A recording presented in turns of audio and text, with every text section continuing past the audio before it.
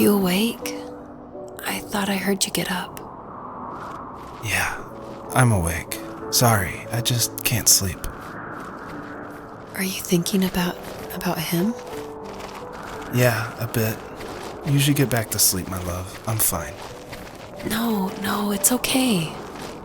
What else is on your mind? I don't know, it seems weird, but I had one of the most vivid dreams of my life. I saw a fox on a snowy mountain, just looking confused and worried.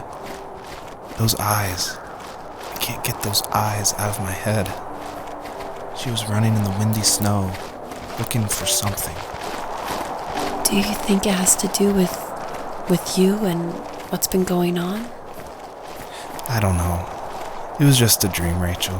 They're not meant to make sense. A lot's happened the past couple days, that's all. Well, if you're not going to sleep anyway, you should tell me. I want to hear. All right. So, not far from her home, she followed that path to something unexpected.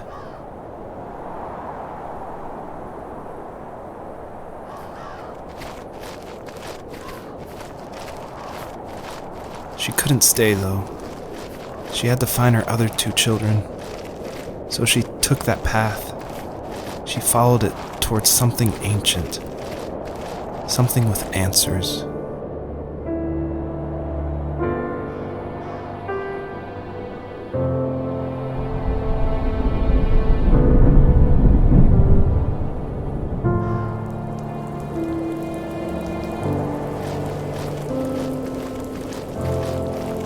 The fox looked high and low, searching for any sign of her cubs. Points of light showed the way to this ancient tree. It was as if each one had a story to tell, all their own. The land was trying to tell my story, too. I felt like I was right behind her the whole time.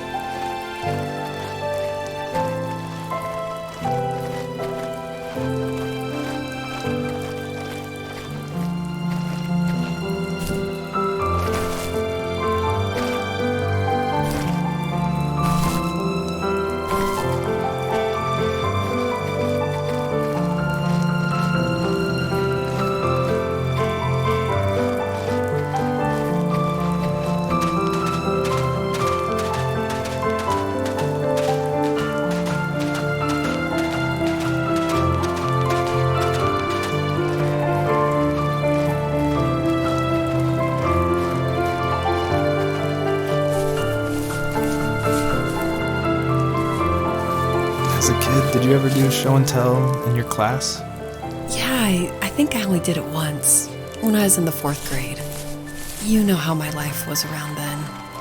I wanted to show my class what helped pass the time and distracted me, so I brought a dozen paper cranes I had made. I think I told everyone how badly I wanted to be a bird and fly, embarrassingly enough. Don't be embarrassed. Every kid wants to fly. For me, it was another toy from my dad, a wooden boat. I remember guarding it so carefully in my hands as I walked into class. When I sat down, a group of boys immediately made fun of it. They asked which trash can I found it in, or why an ugly log was my favorite toy. When I got up, I didn't even want to tell them my dad had carved it. I said it was a joke gift my friends had given me. Kids can be so cruel. Some of them are. I shouldn't have let them get to me, but it did. It's amazing we bounced back at all.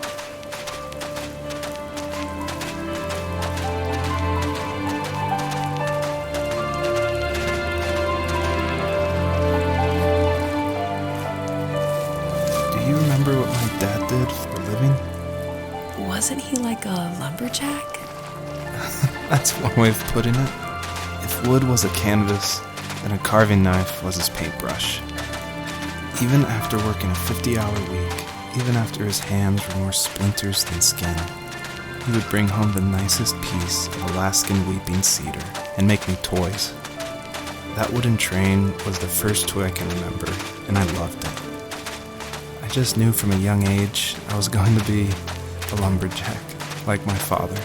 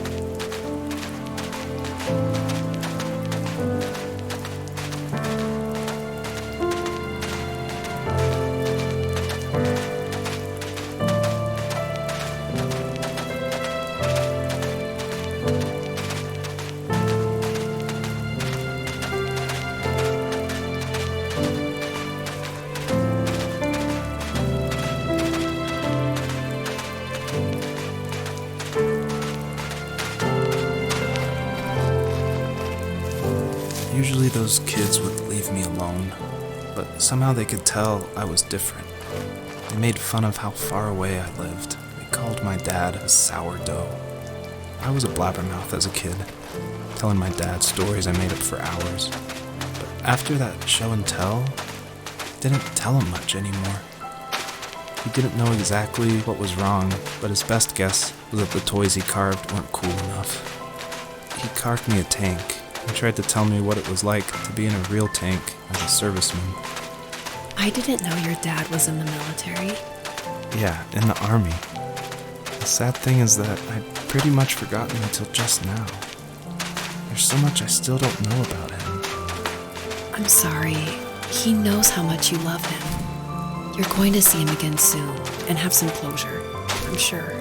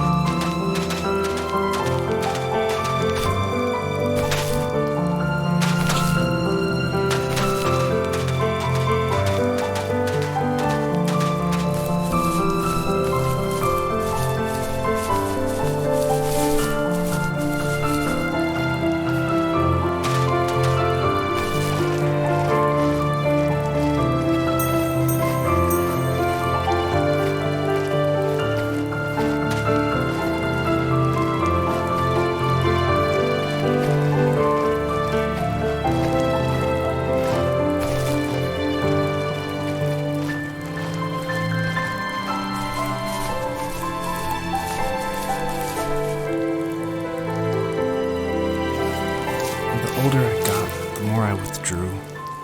I asked myself, why talk to anybody anyway? Why bother when I'm happy by myself? I started drawing a lot, mostly animals I saw in the woods by my home. I then imagined designing my own hideouts with things like TVs and pantries full of chips and cookies. I think that idea of leaving home and drawing blueprints started my career. I found a lot of solace in that. I'm not surprised, but I did the same thing, you know? There's something special about having a place to call your own. And now look at us. Well, if you count renting in an overpriced city. It's as close as we can get for now.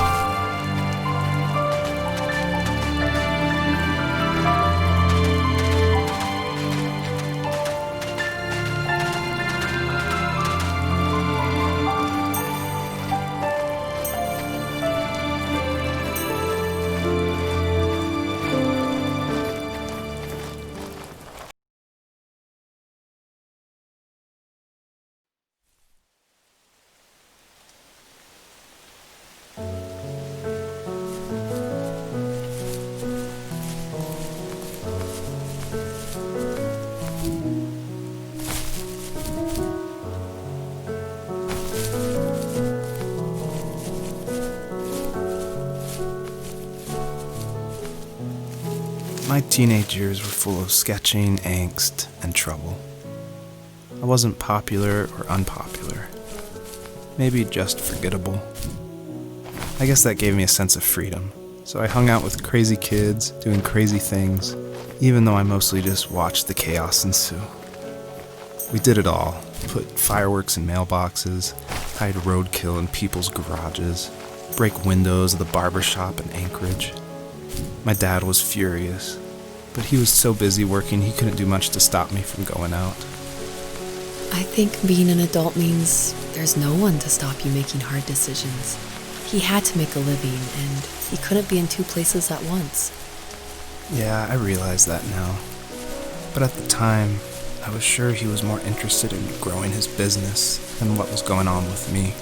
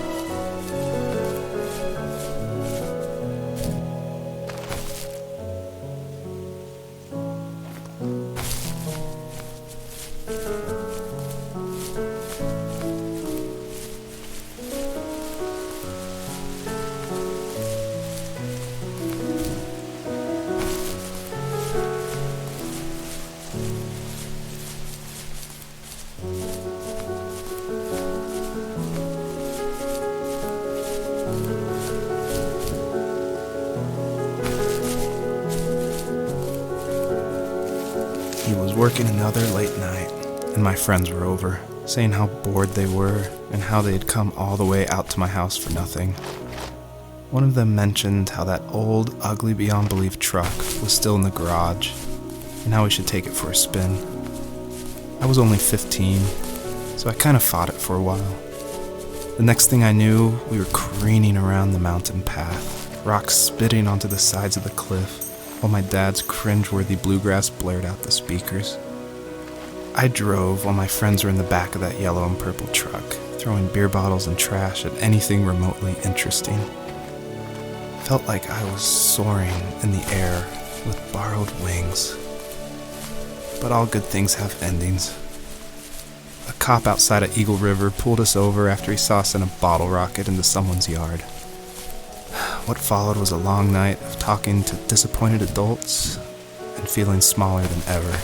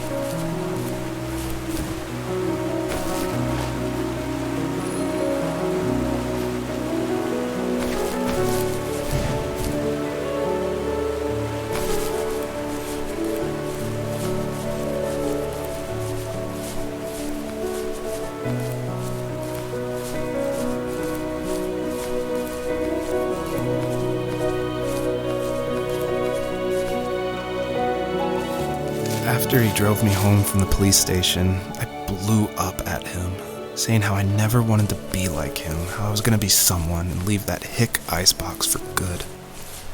He just looked forward at the road with tired eyes. I took out that bluegrass tape from the cassette deck and chucked it out the window. In my sage teenage wisdom, I thought I proved the ultimate point, but my dad had a different idea. He slammed the brakes, slowly bowed his head while gripping the steering wheel, and finally looked at me. All he said, like it was a polite request, was, "Make this right." I sat there in silence, fuming, but I eventually got out and combed every square inch of the woods, muttering profanity after profanity. I found it 30 minutes later near a small waterfall off the road. I went back to the truck, put the wet tape back in, and sure enough it worked. We didn't speak another word to each other the rest of the night. Wow, I knew you were a crazy teenager, but... It's hard to believe, isn't it? It surprises me too. It's like I didn't really know who that kid was back then. I bet my dad thought the same thing over and over. It's almost like he was saying, make this right, to himself, more than to me.